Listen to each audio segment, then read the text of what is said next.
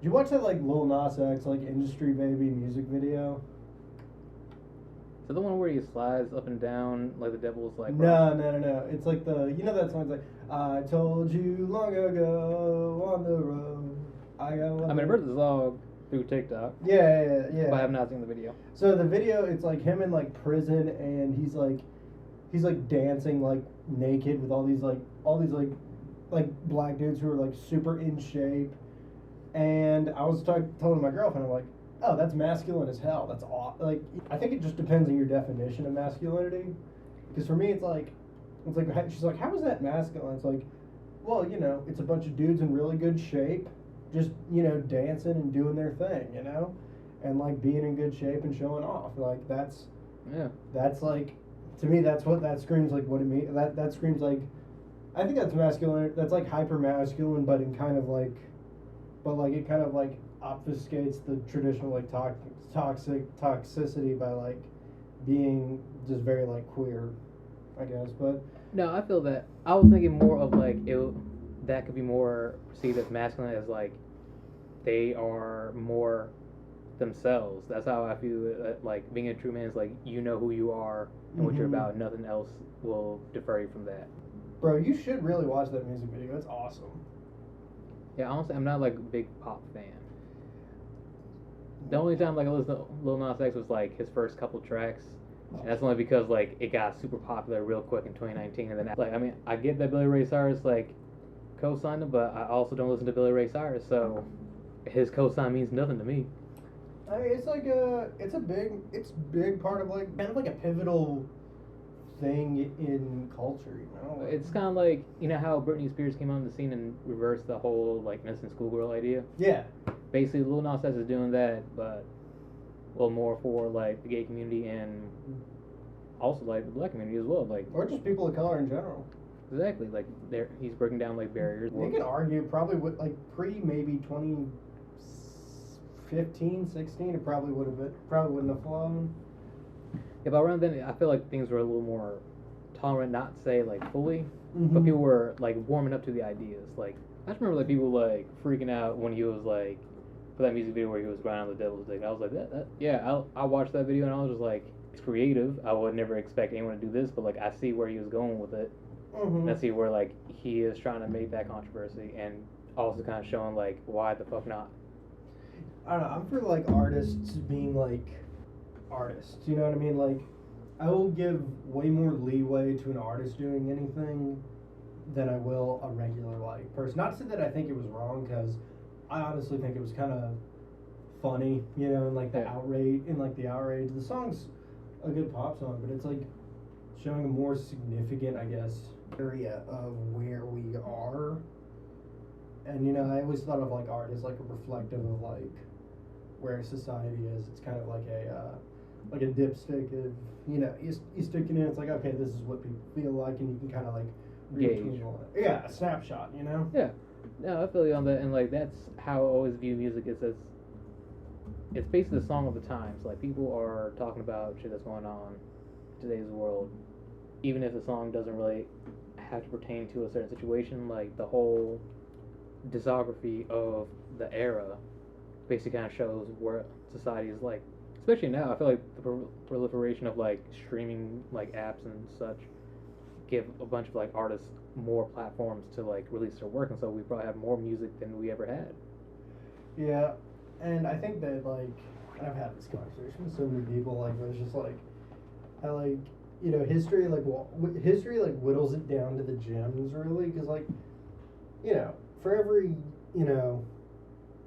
Nirvana, Pearl Jam, or Soundgarden in the '90s, there were a dozen like just shitty like garage bands that that maybe two people listened to, like. Yeah, but like they also didn't have like songs that were released to a wider audience. Exactly, but no, like the garage band version of that is like now proliferating, and it's kind of everywhere. It makes people be like, oh, today's music is just not good. It's like, it's not that there isn't good music, it's just like you have to go look for it. It's kind of like Gucci Mane's like mixtape like discography. Mm-hmm. You can get a bunch of shit, but you can get those few gems that like classic Gucci songs. Mm-hmm.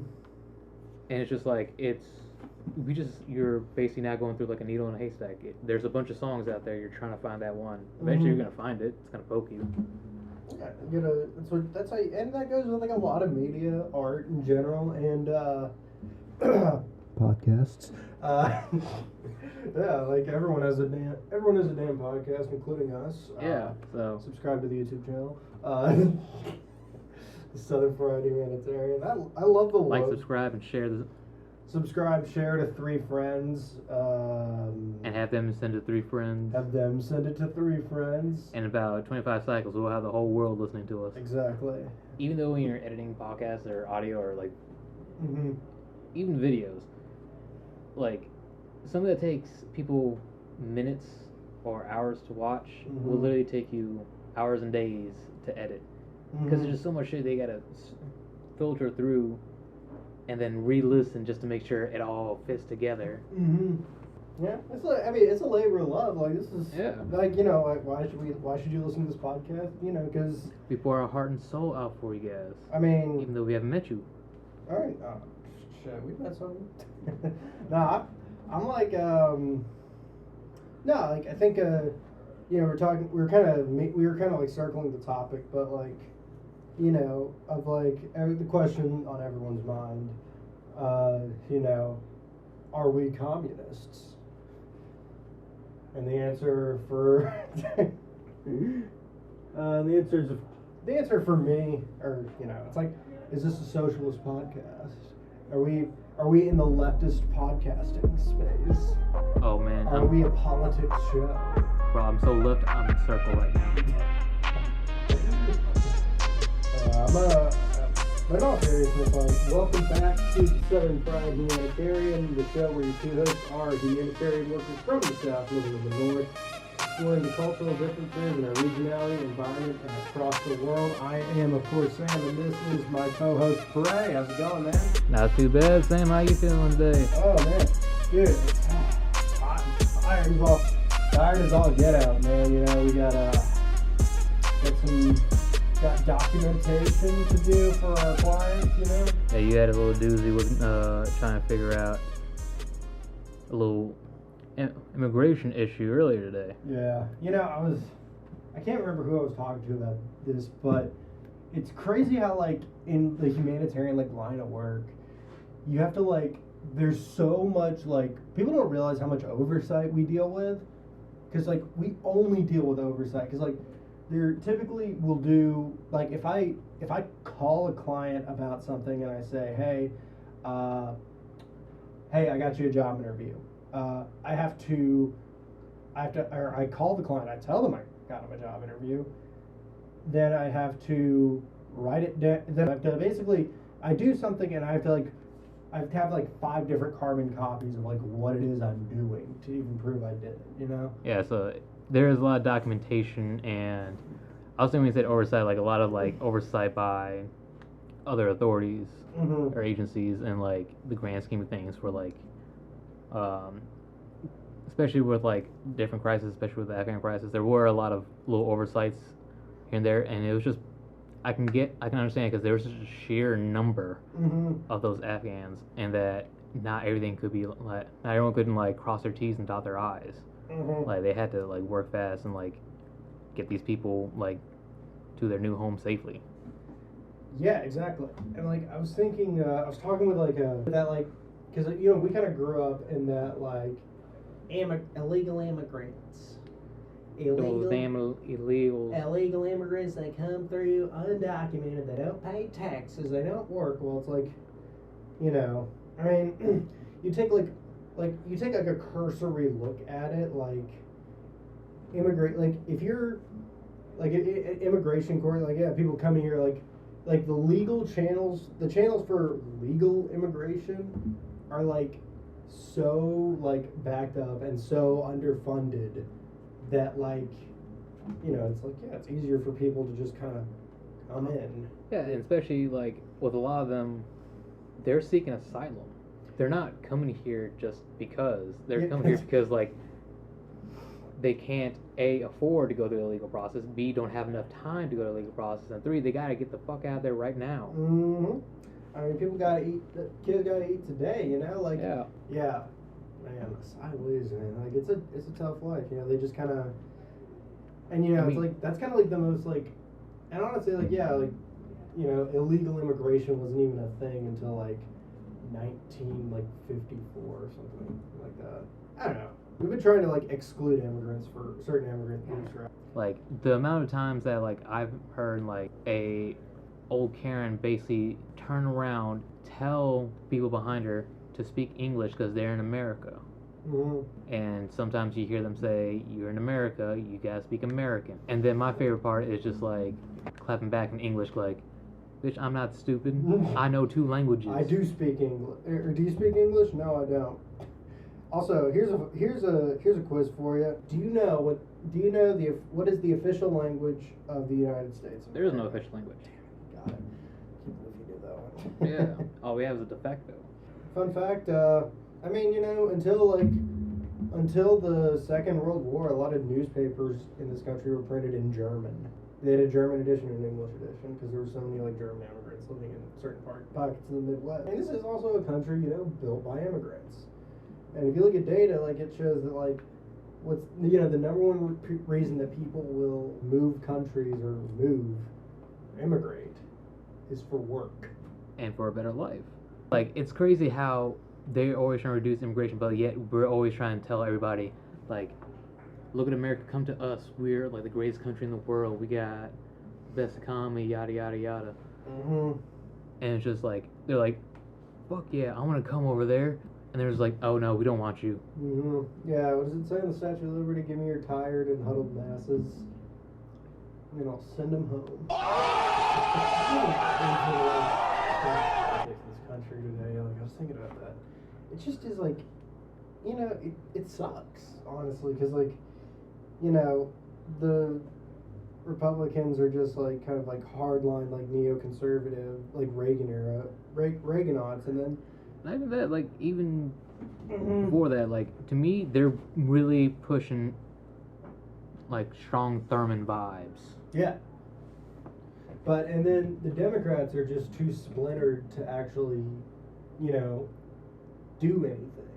I've actually had a whole discussion about why that is because like the Republican Party has become so narrow in like their constituent that like they've turned off a lot of people, and of course, who else are they going to go to in a 2-party system? Mm-hmm. Democrat Party became such an umbrella that it encompasses everyone in like the whole liberal to moderate spectrum. And of course, they're not going to be able to agree on anything because like they're on that huge spectrum, while conservatives are on the same side. You know, there's that saying about American politics: Democrats fall in love, Republicans fall in line. This is how I feel about our 2-party system. Like, you know, if you have to choose between the lesser of 2 evils, then if you're participating in that system, you're sort of like limp-dickingly like endorsing it, you know? Yeah. It's just like it's a very just like, oh, well. But it's also just like, you can't not just do it. You gotta have to find a way to fight back. Limp-dicking it to the voting booth is not like the best way in choosing the lesser of 2 evils, but like, at the end of the day, it's either that or nothing. Yeah. And that's a scarier thought. Well, yeah, I don't know. Yeah, so the thing is, like, I meant more in terms of, like, presidential elections, but, like, in terms of, like, the closer it is to you, the more your vote counts, the more important it is.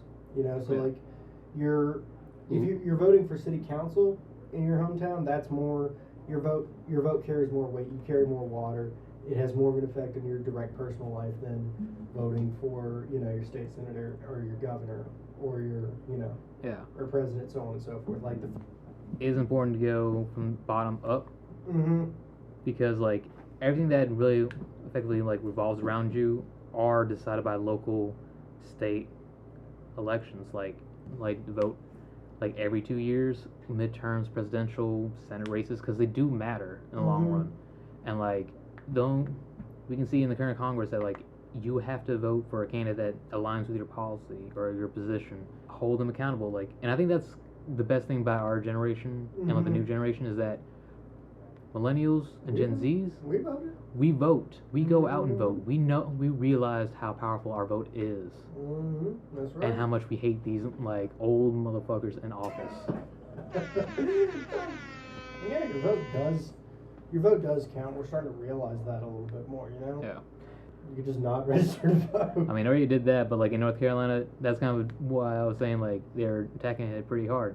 Is that they have voter ID laws, which are again like super just like they're kind of racially motivated. No, they are racially motivated. This was like during primary in the 2016 election.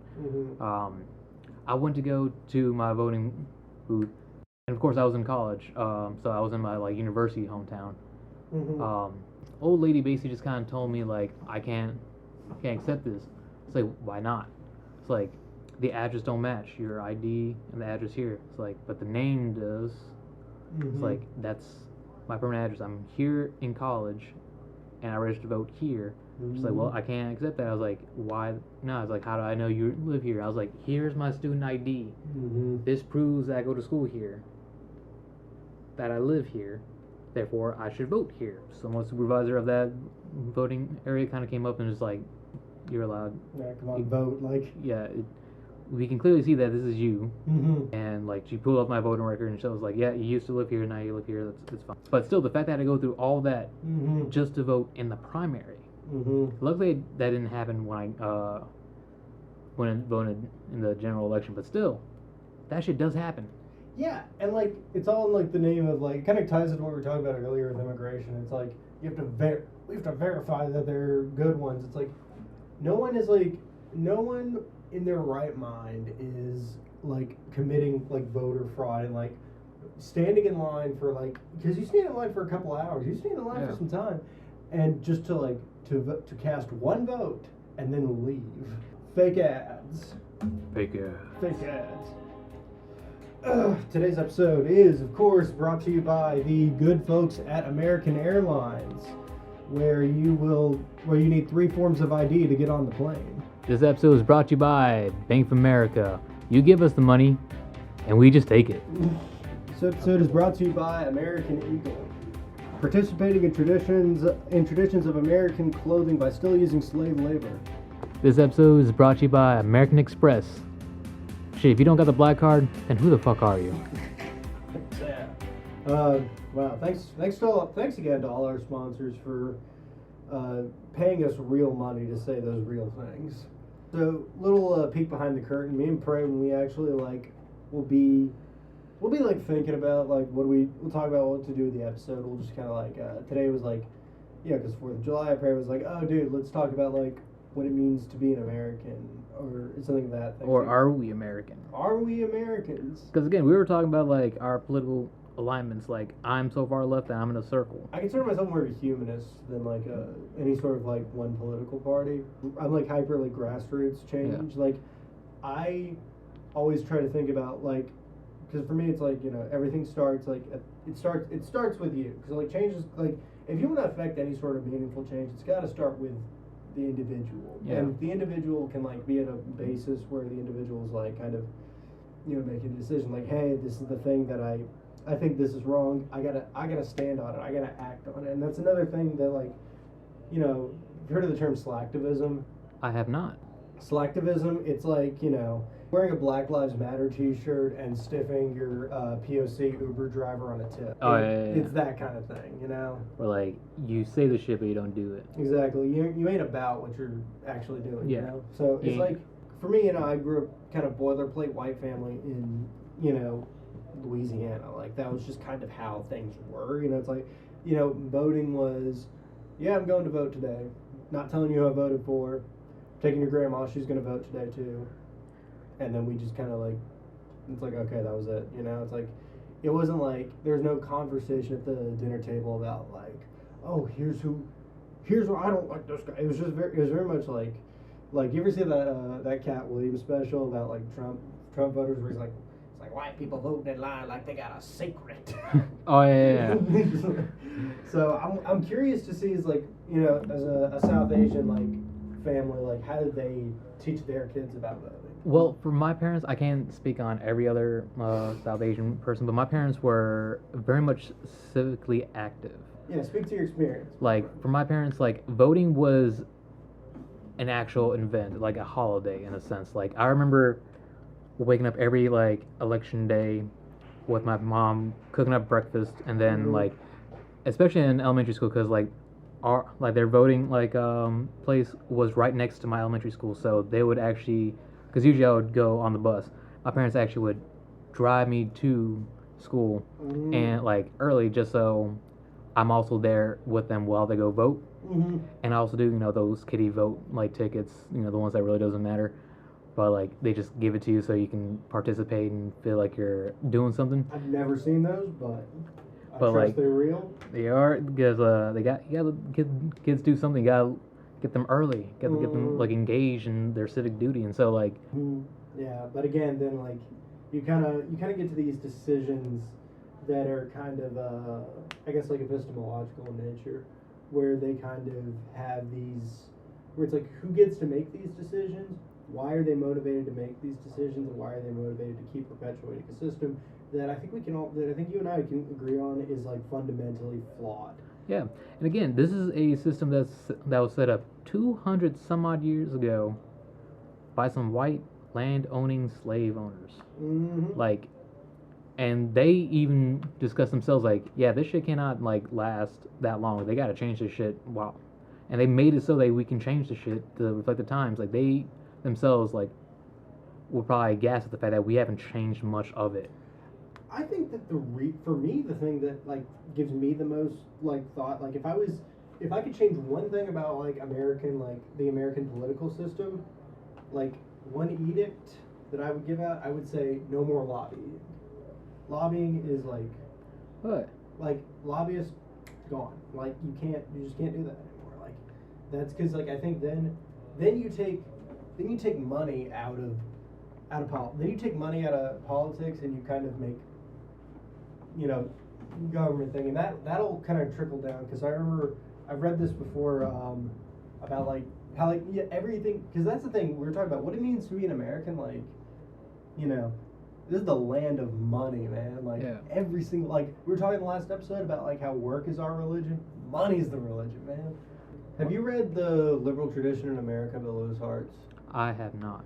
So that's like for me that's like there's this thing in there called the Hartz thesis in like page it's like the third page. It's like the reason like communism, socialism like thing Hartz thesis is basically that like we're the reason like these like systems never developed here when they were able to like kind of flesh out more in Europe, and they were actually like there was the Kommunist Party für Deutschland in Germany. There was the French Communist Party. There was the English Communist parties, because like, and these other like socialist parties that like in Italy or in that early 20th century, is because in America, our political thought is so consumed and dominated by these ideas of like Lockean liberalism. Yeah. And so that's like John Locke, life, liberty, property, basically.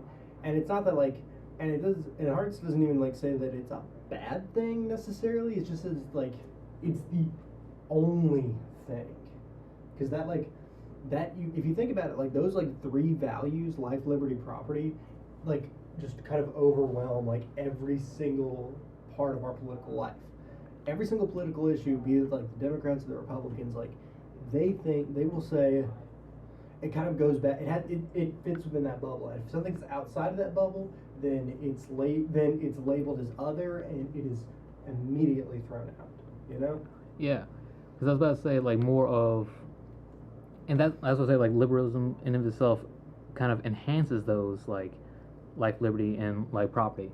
Like, and you because progressive like ideology is like lowercase l liberalism, yeah, not like uppercase what L. not what conservatives label liberalism. Yeah, because what they view as liberal is just basically anything That's just resembling saying progress. That's just saying left wing and progressive. Yeah. But so yeah, sorry, like classical liberalism. But like also when you're brought up like all those European countries that have like their different like The KPD yeah in Germany. But like another thing that kind of remind me of is that those like a lot of those European countries also had several different government changes. Like the French like government now was not the same that was established after the French Revolution. They went through 4 others. I think it's called I think it was 5 actually. This is the Sixth Republic. Yeah, even in Korea, like they're on their 6th like form of government right now. Mm-hmm. Between like the end of the Korean War to now. Mm-hmm. And so like they had multiple opportunities to change and ratify like their constitutions, their like their founding documents, and their like legal codes and rights. So we haven't done that. We're still on phase one. And remember, the founding fathers called it the grand experiment because it was never happened before. In fact, like America, like at birth, was one of the most liberal countries ever. Progressive, you mean? Or Yeah. like I mean, economically liberal?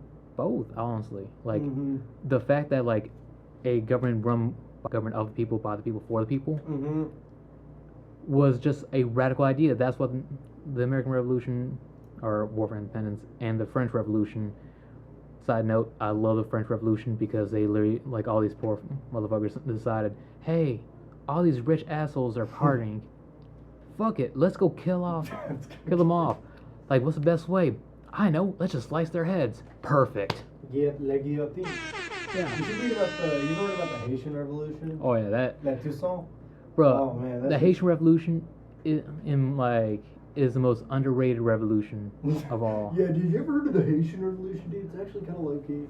Honestly, like they fucking stomped France. Well, the reason it started too, it was because like you had the French the white French like a middle class like kind of revolting against the white French upper class, and then there's like 20 times as many like black slaves just being like what? Man. But again, they were both seen as like these like very radical leftist liberal ideologies. Like you took off a monarchy. Wait, people elect their representatives? What kind of like liberal bullshit is this? And how can you say that all men are created equally when you have like slavery and when you have slavery in your country? Yeah. And it's that like dynamic, I think, like caused like our entire Civil War, and it's still the ramifications are still today. We're still feeling we're still feeling ripple effects for like those things today, and I think that like for me, if you think about like like Hamilton's like economic policy, like it just kind of like money just kind of like what I was saying earlier, money just kind of became part of everything, and it goes now to like things like cable news, like in this country, like the news, these are for-profit media companies. Yeah. So their job is to get you, the consumer, to stay through the next commercial, get you to the next commercial. Yeah. So they can sell you shit. I mean, and that's just kind of the reality of it is. And like, I'm not saying it's a good thing. I'm not saying it's a bad thing. I'm saying that's reality. Yeah. And here's another like hot take. You know how you said like money is the religion of America? We were talking about It truly is, and not only just in America, but the rest of the world too, or at least the Western world. Because like, it's crazy enough. Because especially during the medieval times in Europe, like in Christianity and in Islam, there's actually a section where it is prohibited for you to give a loan or take a loan with interest. Like that's technically taboo, forbidden. Like of the law, not halal.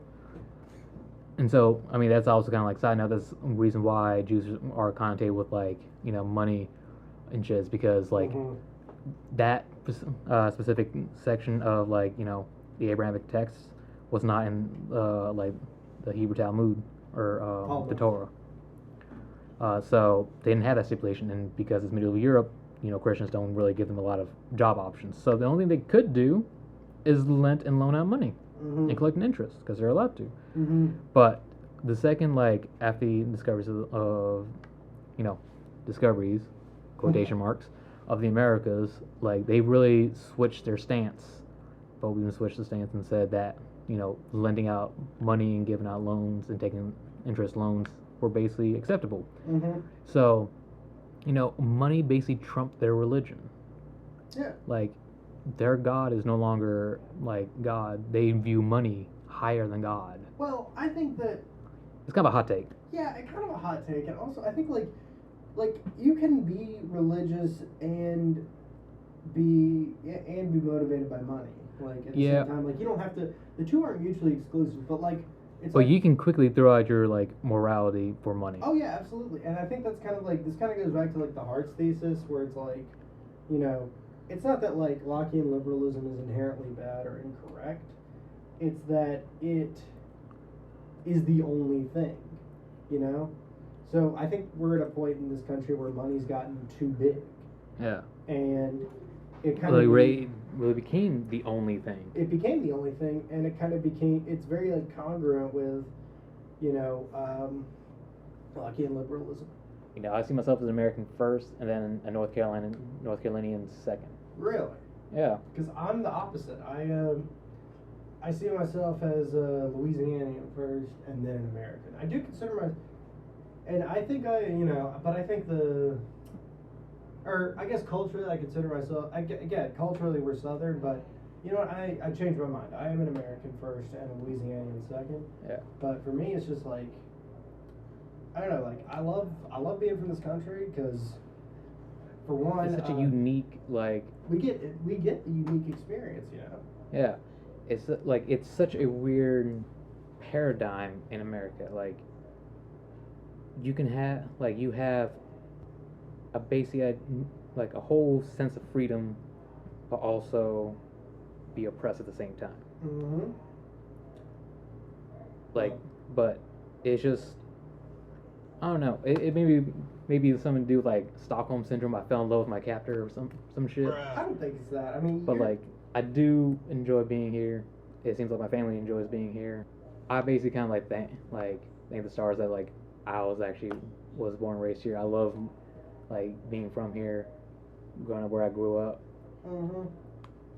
Yeah, and again, like, I'm with you, man. I love it here. You know, I think that, like, it's very special. It's a very special thing to be an American, and also, like, for the, you know, growing world population, being in the part of the world that houses 1% of the world's population and 25% of the world's farmland is not exactly a bad thing. Yeah. We got all the food. Yeah, that's pretty, and we kind of, like, overindulge ourselves.